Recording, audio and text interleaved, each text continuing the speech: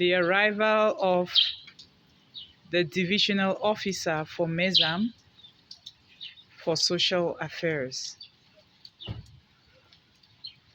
Because of our bad roads, the vehicle cannot come up. He's visiting Recepedis Center for his first time.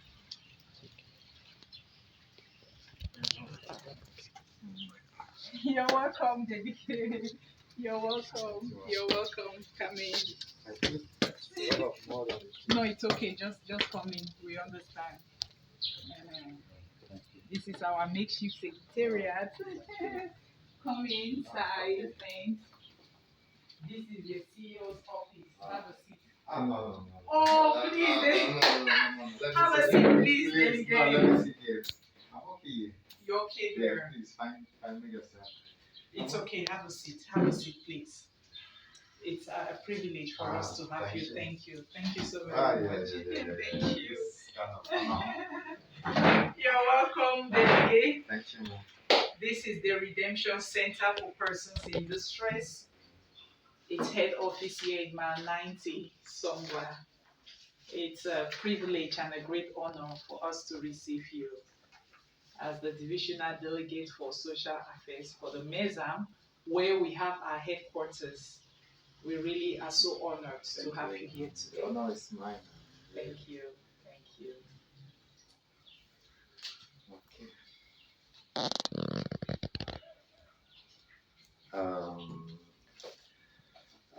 As we discussed last time, for me it's very important for me to know where our partners are and to see how we can reinforce our partnership to make sure that the work you're doing is well, where we can be of support to you, where we cannot be, how we can take it further to the quarters that do, so that we can actually do the work, which normally is government is supposed to do, but because government cannot do everything, the different organization. So, and that's why creating interministries and social affairs to be able to support you and taking care of children with disabilities, IDPs, and so on, to be able to do your work better. So, I'm here on the contact visit, as we discussed, to see your structure, to get to know what you are doing, and to see the activities you have been trying out for this period of time, and to see where we can fit in.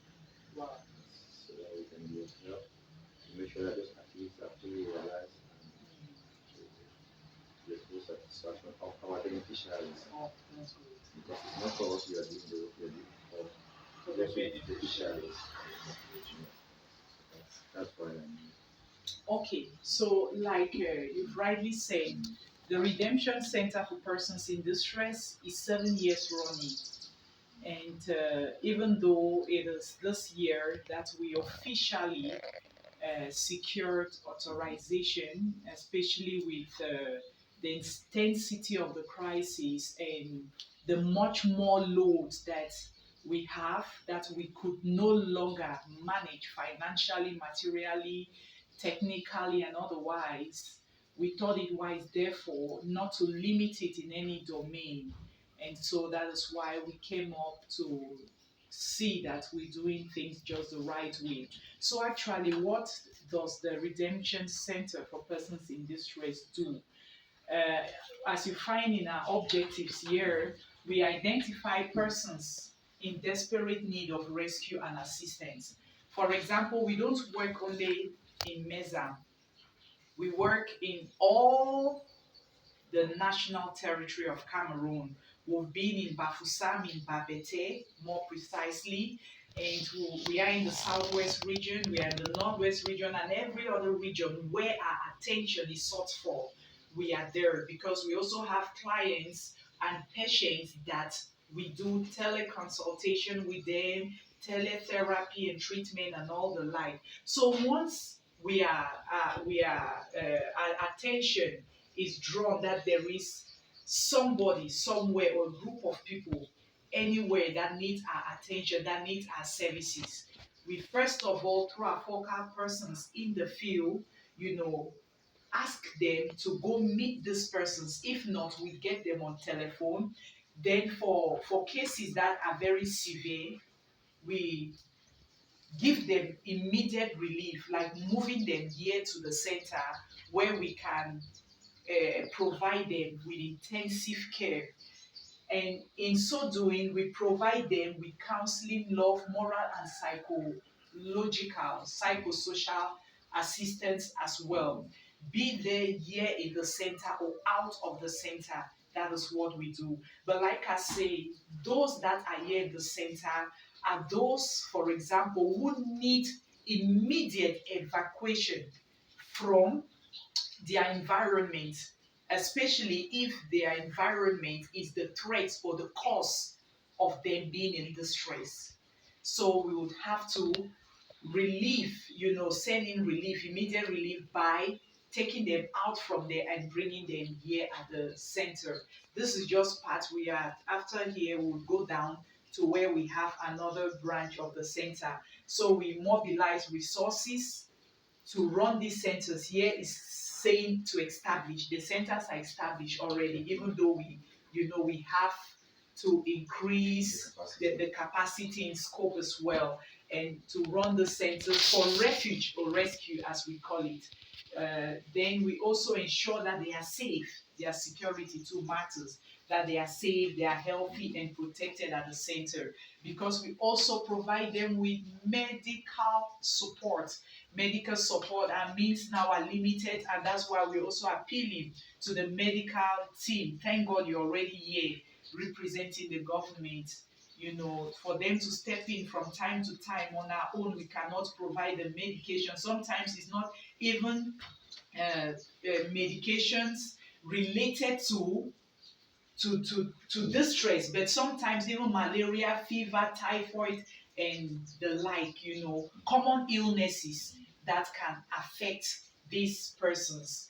We also provide them, like I've said, with public health assistance, educational opportunities. So for us also to meet the dire needs of this population, we thought that creating a school, a nursery and primary school, would be better off, whereby these persons in distress can have full scholarship, which will be far cheaper for the center than going to a public or private school and paying the fees where we cannot afford. So securing authorization or obtaining authorization to run a nursery and a primary school will be much more beneficial to us.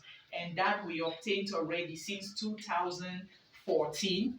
And the name of the nursery and primary school is Redemption Bilingual Nursery and Primary School. So these are our kids now. Those that are around, they can have free education there at the level of primary education.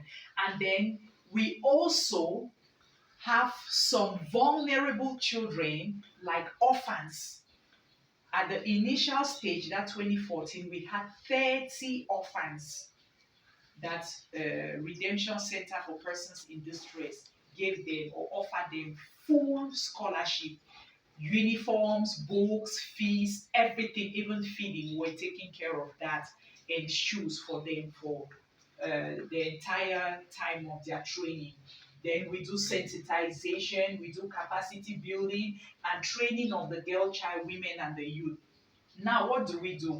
We do all of this because once you empower a people, the people gain financial freedom, and it helps them also come out of trauma. One of the reasons too for trauma is when one does not, or one is not able to meet their basic needs. And because of that, they get too worried and they're troubled. So we get out there, especially in this period of crisis, to do a lot of sensitization on mental health, because there is a lot of stigmatization around that already. Many people feel that those suffering from mental health illness or mental health challenges are those that have put their hands somewhere or have done something wrong. They don't want to believe that it's a normal illness like malaria or typhoid. So we do sensitization, awareness, education, and then we train our the girl child, the women, and the youth in general, to do some skills like shoe mending. There are some with vocational training and all of that, sewing, hairdressing. And once they are on their feet, we now reintegrate them to society.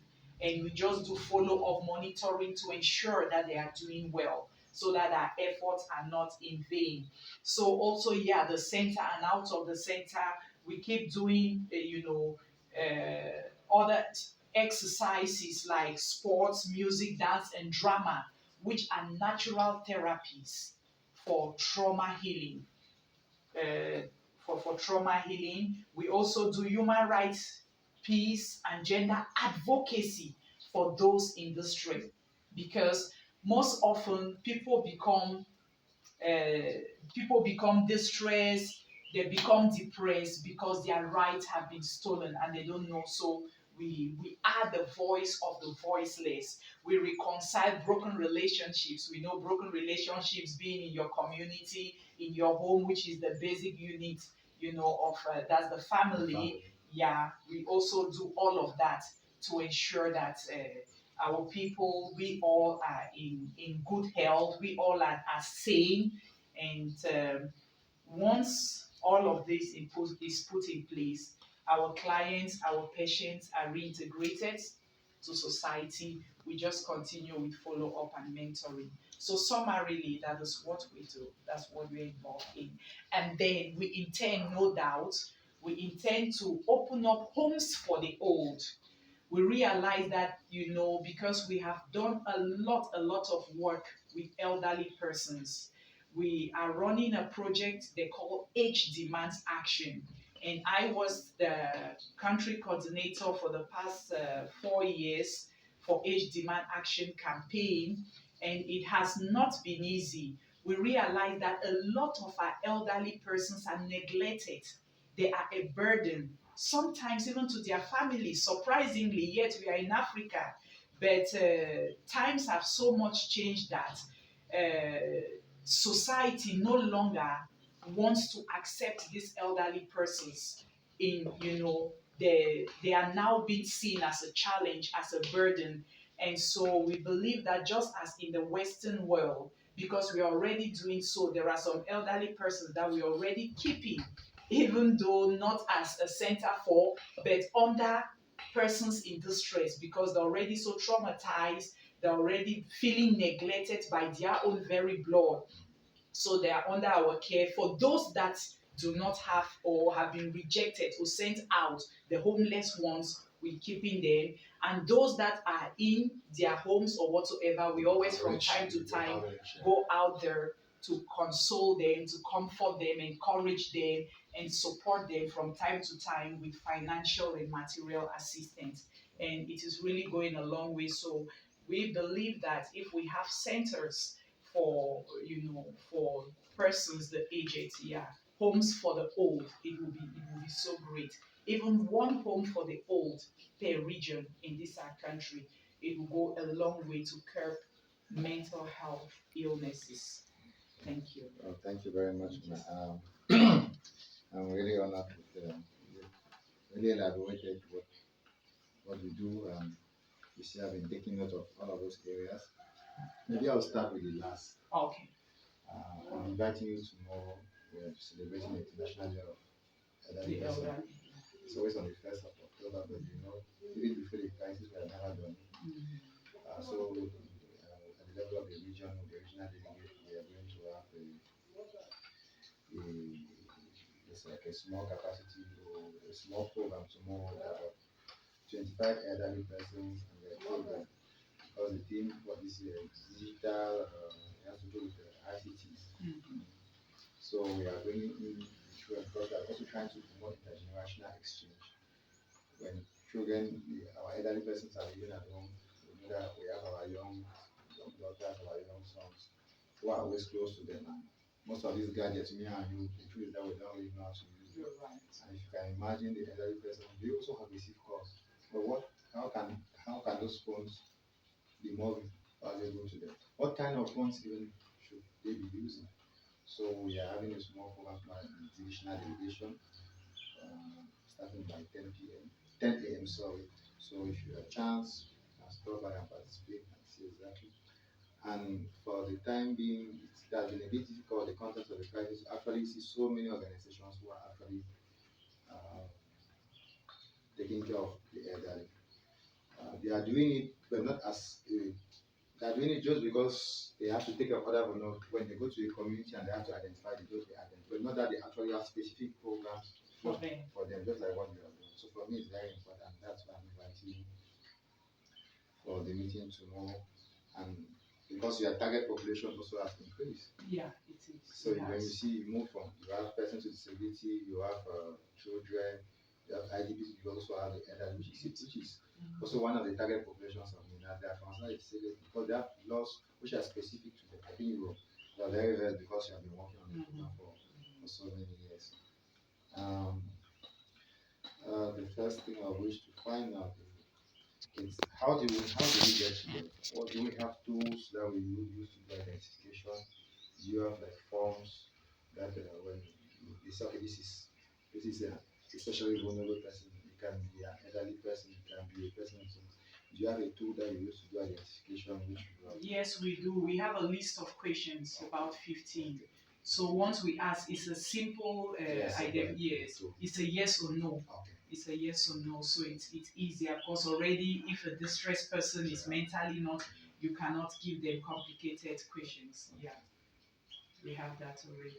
Okay, you raised the worry also at the level of health. I think we discussed about it some few days back.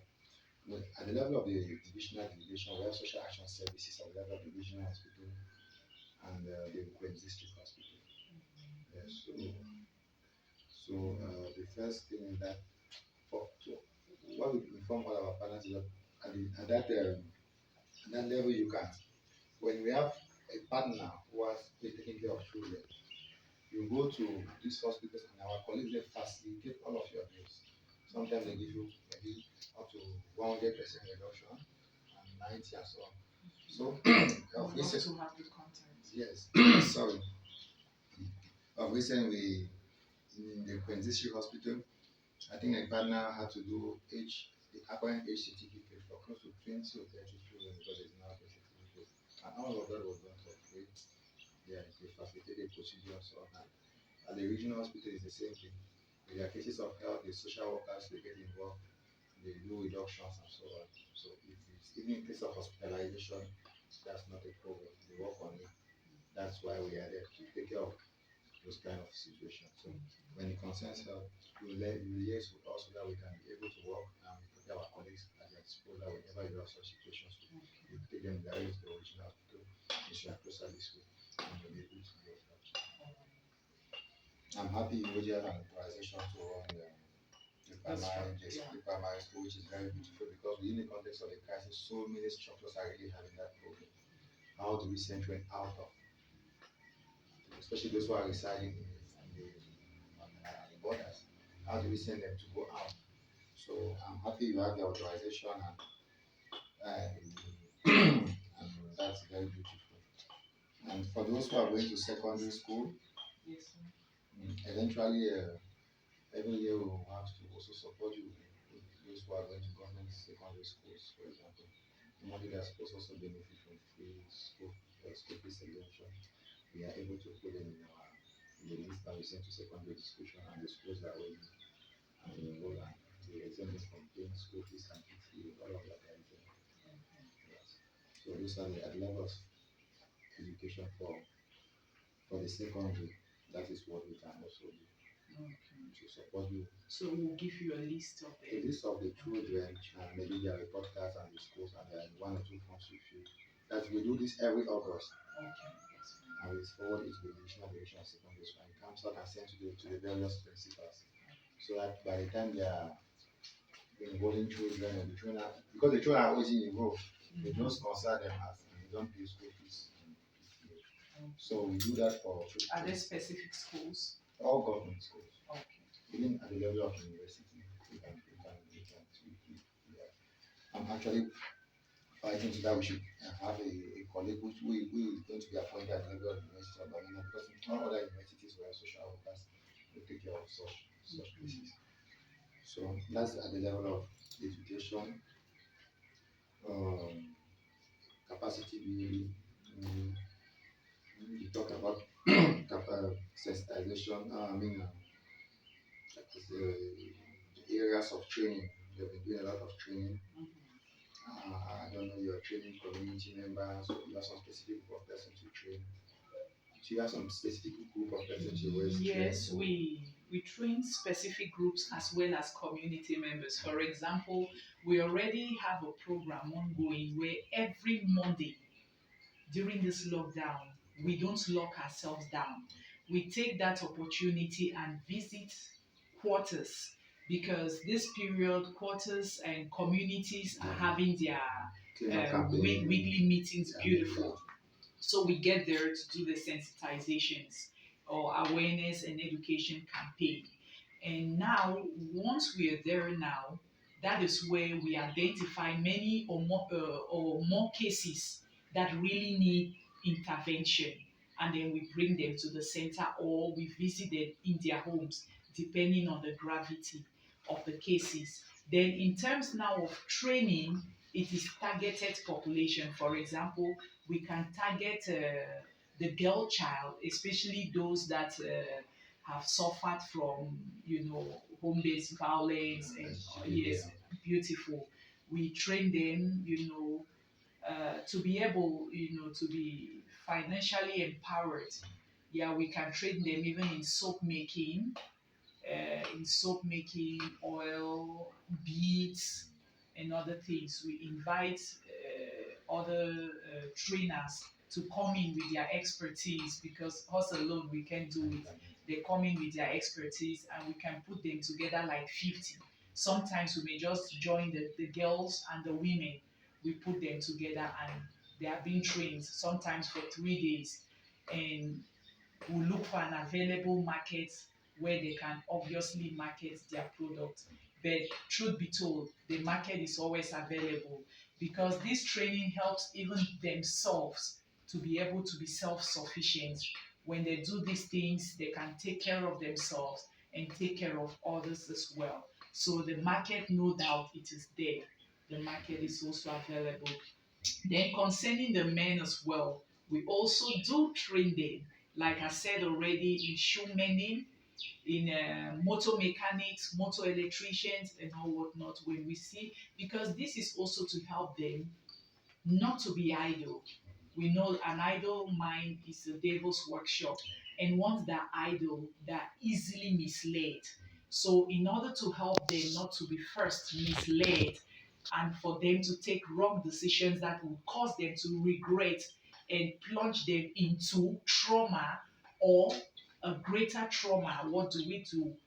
We help them to be self sufficient, self reliant by sending them for such trainings like the ones that shoe mending even in a month, sometimes smart ones even in a week. They obtain the basic skills. But motor mechanics and the others is from a year or so. So we send them now and pay for their fees to go and learn whatever they want to. Thank you. It takes me to the next. You have actually linked the next question or the next which I needed to find out. You were already talking about the administration. Do you give them a small package to start up when they have finished their graduation? How do you do it? Yes, once they finish their graduation, what do we do? Truth be told, our means are so limited. So what we do is, if the budget to begin is not heavy, we do it. We go ahead because they have to start. If it is really heavy, we can negotiate with their patron, what they call patron or boss, where they learn. They work again with them for some time, say some few months again, and then while being paid. So their boss now, their patron, with our consent so that they are not exploited. So we sign a negotiation, an arrangement, we come into an agreement. So he works for like 2 or 3 months to be able to earn this and that and use it as a startup capital. The decentralization process, we also send some resources to the councils, and some of those resources can permit socioeconomic persons to acquire tools that can help them to be economically viable. So it will be also important where we can come in.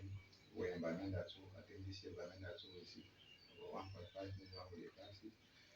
If at the end of the at the beginning of every year we can also have those who will be graduating, for example, within the course of the year, if they can say, okay, maybe they need a sewing machine, for example, we can include a sewing machine that can be packaged to the Minas as Minas support to the council, and we include it, and when the mayor buys it, we actually manage to help to support the work they do. Okay, that would be great because So at the beginning of every year, we need to know, for example, how many children are there who are being trained now in what domains, and we look at it and see the needs available, and we see, and we can set it for 2022. By when that, so we are going to add 2 or 3 children from the center, mhm, and maybe you need maybe a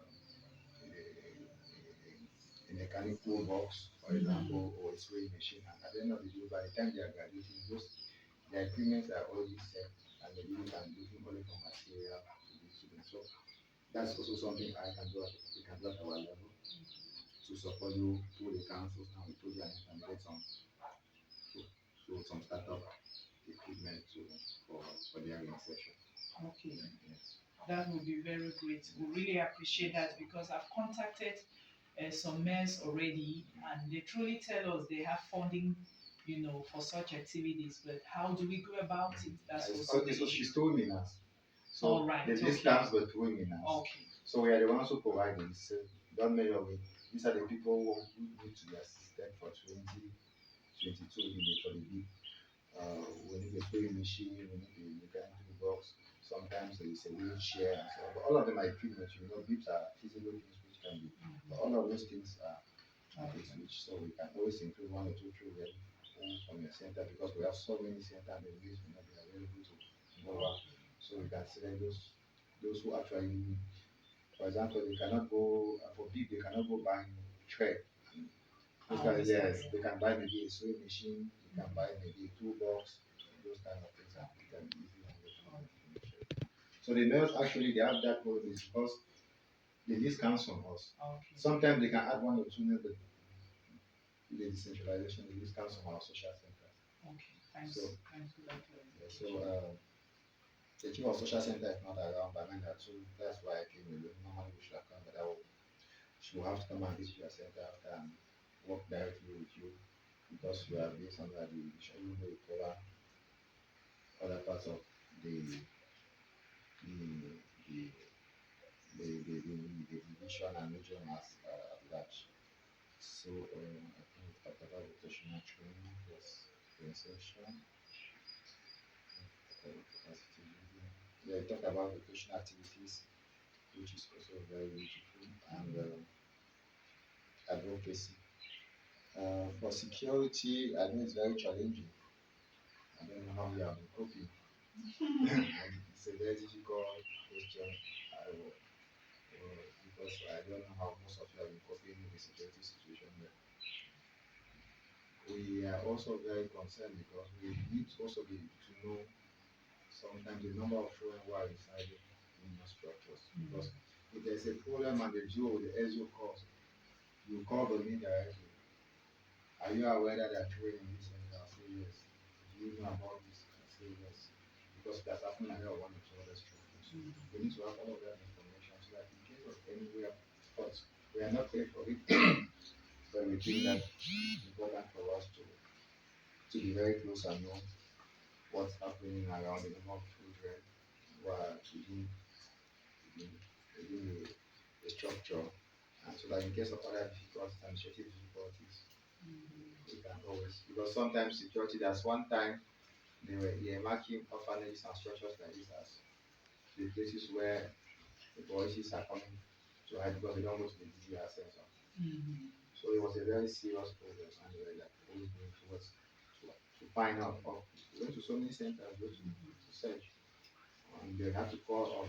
I was called up, so we had to say no. We know this center. We know this center. We know this. We know that they are clean. We know that they are doing this. And we get a sort of most of those structures. Okay. So and especially you see we are out of town. Yeah. It's not always very easy. In case of an incident, you also need to be aware because if the Jew is coming, the SU is coming, the first people to call us, do you know that there's a center here? And if they are not, and we start saying no, we don't know, then that's where you're in trouble. You see, those are some of the things. That's why we start backing you up to know the centers do so on. So Okay. for security, that's what I can say for now. But I know you have managed level, and Yeah. I want to thank God and pray that we wish with the strength to continue to The good thing is, as a psychologist and psychiatrists, psychosocial workers, clergymen, we do our best to be at peace with all men. Yeah, yeah, yeah. Because we do our best to just be at peace with all men, taking no sides. Yeah, that's very important. So, okay, so what apart from the few issues you raise, are there other major difficulties which you know or things you would like us to look at together? Yes, we really face a lot of challenges now because with the much more work that we have, The workload has our increased. you saw our machine, Yeah. it failed us. Basically, so you even asked me for some reports we should have submitted, but going to type out of the It's center difficult. now, the machine has been carrying us, but again, there are what we call priorities. Would you starve a people to death because you want to repair a machine? That is an issue. So we look at all of that and consider it. So we have, basic equipment for the office, which is very, very essential for us now. And we really need basic commodities. Basic commodities, I mean, even food, food, toiletries, and all whatnot for this our persons in distress. It is said that one hand cannot tie a bundle, together we stand. And Recepedis is really, giving a clarion call that on our own we really cannot. We should put our hands on deck and see to it we uh, that we support each other. We also are in dire need, for example, means of transportation. You saw yourself that the vehicle cannot bring you up. Okay, that is a personal vehicle, no doubt, but I know there are people of goodwill, even the government, even other institutions who can fund and say, okay, you people merit a pickup. We have our centers in Mengom, in Gide. We have over 50 people there in the Mengom Center. We have them in Widikum and all of that. We need a a four-wheel drive car that can do all of that. So managing or overworking a car that is not as strong for such roads is just bringing. So those are some of the things, I won't tell you a lie, that we are really in need of. And we are in need also of technical expertise. Each time we're having a training or a seminar, we really need those that are really trained and certified in every domain to step us up and assist us as well. So those are dying needs for now. I already made mention for a center for the home of the old because we cannot just bring all of them here. Already we have orphans, there are persons in distress. Already we have the vulnerable who are in distress. Then we also have the elderly as well. So if we have a center that is solely for them, it will really be awesome. It will really be awesome. So summarily, I really want to say the needs are enormous, but for now, I think if we should have some support, material and financial support to boost our effort, yeah, we really appreciate it. We really appreciate it. Thank you. I've taken note of all of the major challenges. Then sometimes, permit me stepping, sometimes when we are even doing the training, because we don't have the facilities here, we go out to hire like sewing machines, and other things when they come here to to train people on the spot. We go out to hire all of that. So it is. But if our workshop is also equipped, it will be just so good for us, where we get to even train these persons and train others. It will be helpful for us. And it will go a long way to curb the crisis. It will go a long way to curb the crisis, because we realize that most persons who are agitating, it's either out of hunger, or they are jobless. Mm. Thank you for taking note of other difficulties. I already addressed some ones, the ones I can handle at my level. And as I did mention to you some few days back, for our ministry to be able to grant you subvention, you need to apply to have an authorization from our ministry. So once you get the authorization, it's easy for you to request for subvention, and we back up your request with the technical report, and we are then setting our minister is going to give a favorable response to your request. So now if I send this case request, the first thing you ask, the reason you ask me is, are they authorized by our ministry? Because the minister cannot be giving you. It's true, sometimes you get of recent shall be very emphasizing that you need to also have an authorization from office. You have an authorization from the SU, get an authorization from, especially the fact that you have an institution where you have where you keep children. It's very important, because we are governed by not by that law of 1990, we are governed by the law of 1977. When you have an institution that has those children, it's governed by the law of 1977 and not 1990.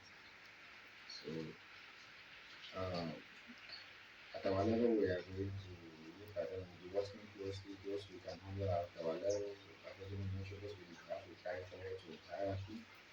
We shall look at them and see exactly where we can step in, see exactly where we can bring other partners. We need to hierarchy function, where we can link it up with other partners and working on the social map of all partners in the Northwest, where by January we should have a meeting, and that platform it will be easy also to know that this other person can support, because sometimes partners who have those resources, but because we don't know where they are located, it is difficult. So I'm going to put a platform where we can use our agent inside the Mezam, the civil society, the international organizations, and so on.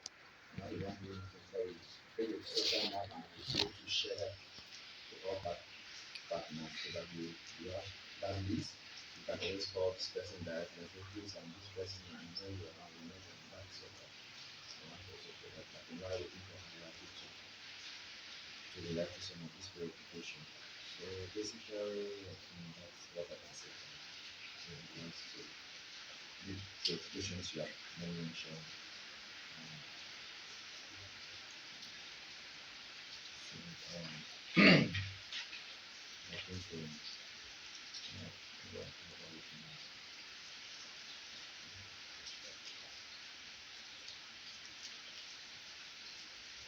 so I think basically that's it. I sent you the list already for authorization. Yes, we're working on that. And we work on that. There are other documents which are for the School of Social Center will come in, clinical report, clinical report, which when it's completely done, should say transmit it to the region. If your file is complete, 3 4 months for authorization, maximum 3 months for authorization. The minister is very, she doesn't waste country time, especially when it comes out. So we also try to make sure that the files which are going up are complete and they are not broken, so that they should not be rejected. Because if they are rejected, it's longer time. So that by next year we should be able, we are in October, if by November your file is ready. So that by February, 5 days in February, so that we can use now to start applications and so many platforms. That will be also very Okay, thank you. Thank you so much. So even though it's raining, it would be nice you look Yeah, at the let's visit yeah. this part of it. Okay. Yes.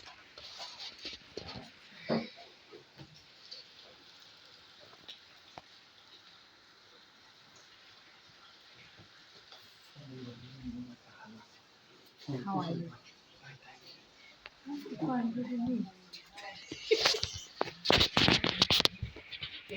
Just so many of them, and presently some of them have been trained already. We succeeded to help them be on their feet and they are back in society. Yeah, they've gone back, but one of them is there together with his children. I think there are four of them.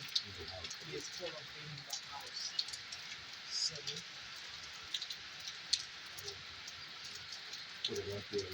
no, they don't pay rent. It's rent free. No, they don't pay. That's why we call it a center. So over there where you find the communication department, actually it's no longer an office. Actually it was first an office, but because of the influx pressure, we had to turn the offices into rooms. That one, yes, to accommodate them. You even see some dresses right there. There, it's a victim of gender-based violence. She was raped by other boys, and the guy even passed away. He was shot in Denver. He was shot in Denver. Really made headline news. She's 20, but she brought in a pregnancy at barely 17.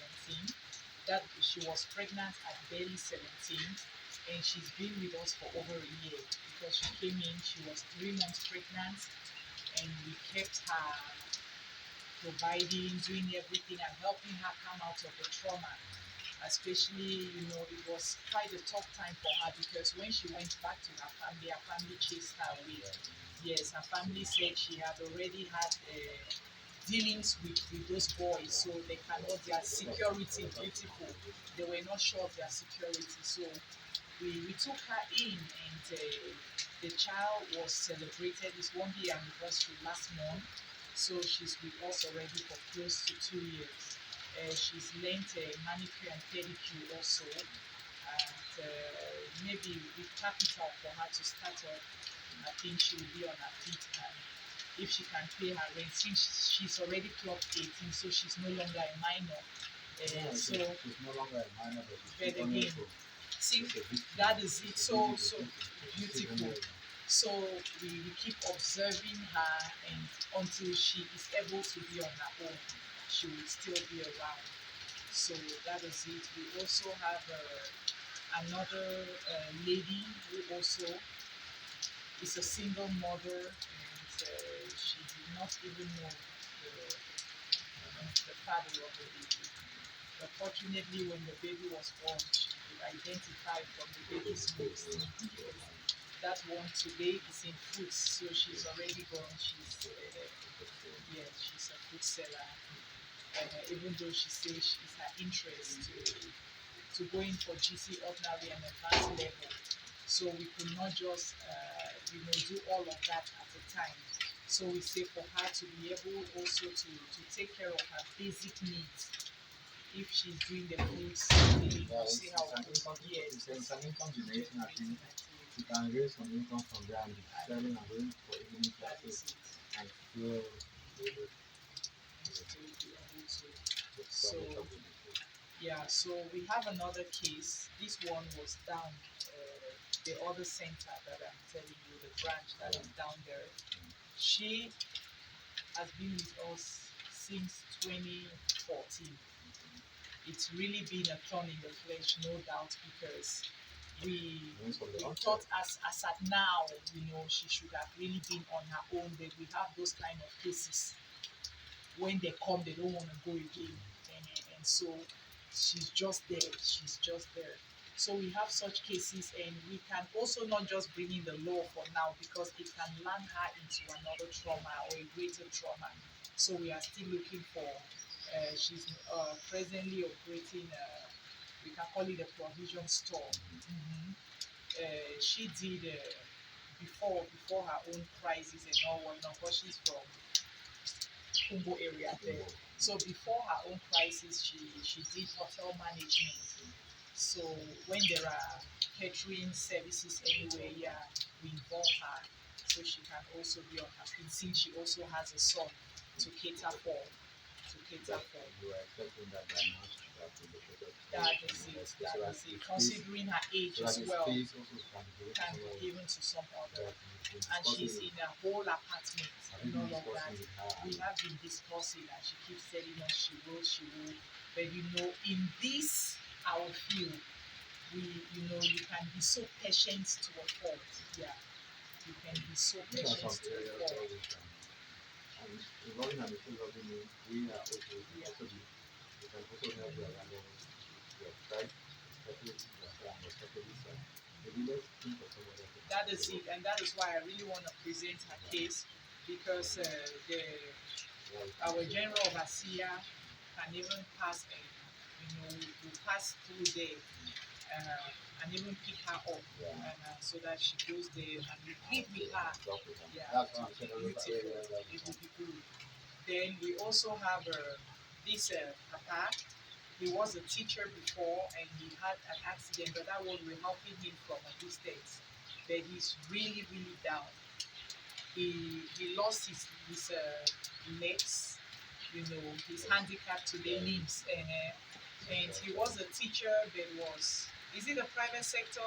Yeah, Oh, progressive. yeah, progressive high school. He lost his job because of that accident that he has, and has been rejected and neglected by his entire family, and there is hardly anything he can do. So we've been assisting him, with basic commodities and financial support from time to time. But we think that since he still has hands, because even people who don't have hands get to do something that can help them. We cannot help him for entire life. So we are still,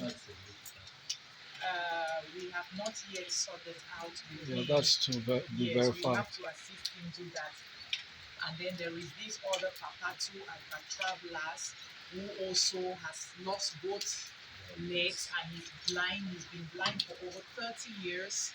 And his disability card, I think with the new choice, he began with them, but he really also needs help from the family to help him go about it. I think the last time he was telling me he really needs that disability card as well, so that he will be able to get.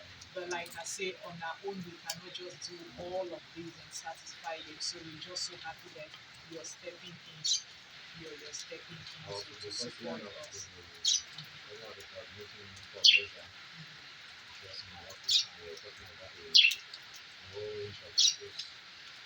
How to, especially now that this is coming back to normal in food, see how to, there's so many people are having a lot of resources, and some of them have lost their cars, some of them, and now you cannot really have access to those services going right now like that, because they are not the one who issue the medical certificate, the medical practitioner issue the medical certificate, and those are that we are able to issue the medical certificate. You can see somebody who go with maybe with a physically challenge, and the medical practitioner will give maybe a 45%. 45% that you are delayed, you cannot have a medical certificate. Yeah, that's what you need to have a 50%. Yeah. So it's not everybody who has an impairment, who has an impairment, who is considered a person. Everybody who has an impairment.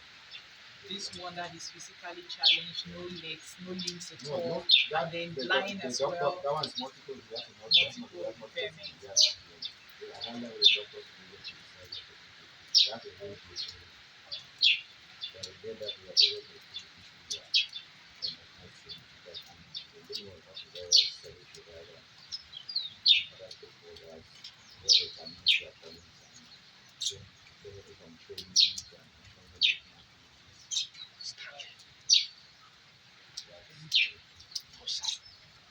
All right. We even have another case right in Bosa. He too, he lacks Valley. even a wheelchair. Yes. Yes, he lacks even a wheelchair. But, He's been in hospital here. Just if he it's lacks just a in line wheelchair, with what if he you're lacks saying. a wheelchair, but they have their president there, John. Out with the mayor by last time, they have a series of wheelchair.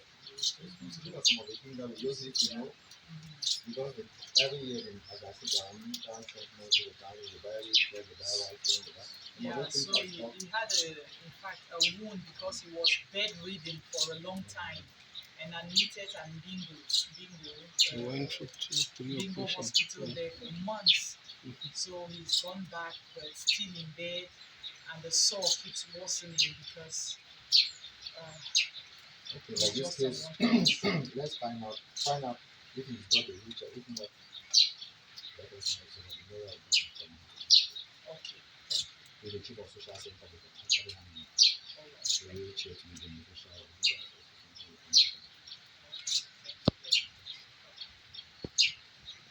Basically, I do not want it to be a very long, because you are confronted with the daily challenges. Yes. And it's not So easy. it's better you have a